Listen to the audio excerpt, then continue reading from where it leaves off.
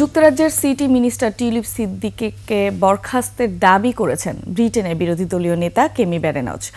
দেশটির প্রধানমন্ত্রী কেয়ার কাস্টমারের প্রতি এই আহ্বান জানিয়েছেন বলে জানিয়েছে বিবিসি।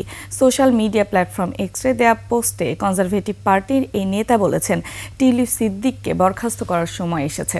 বাংলাদেশে আর্থিক দুর্নীতির মামলার তদন্তে যুক্তরাজ্যের এই মন্ত্রী ব্যাপক চাপে রয়েছেন। এমনকি দুর্নীতির দায়ে মন্ত্রিত্ব ছাড়তেও ক্রমবর্ধমান চাপ সৃষ্টি হচ্ছে টিউলিপের উপর।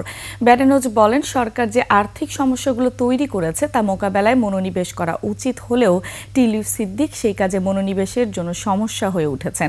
এদিকে সম্প্রতি টরি এমপিরাও টিউলিপের পদত্যাগ দাবি করেছেন। ব্রিটেনের বিরোধী দল কনজারভেটিভ পার্টির এমপিরা টিউলিপের উদ্দেশ্যে বলেছেন, ফ্ল্যাট উপহার পাওয়ার বিষয়ে গ্রহণযোগ্য ব্যাখ্যা দিতে না পারলে তিনি যেন ট্রেজারি মন্ত্রীর পদ থেকে পদত্যাগ করেন।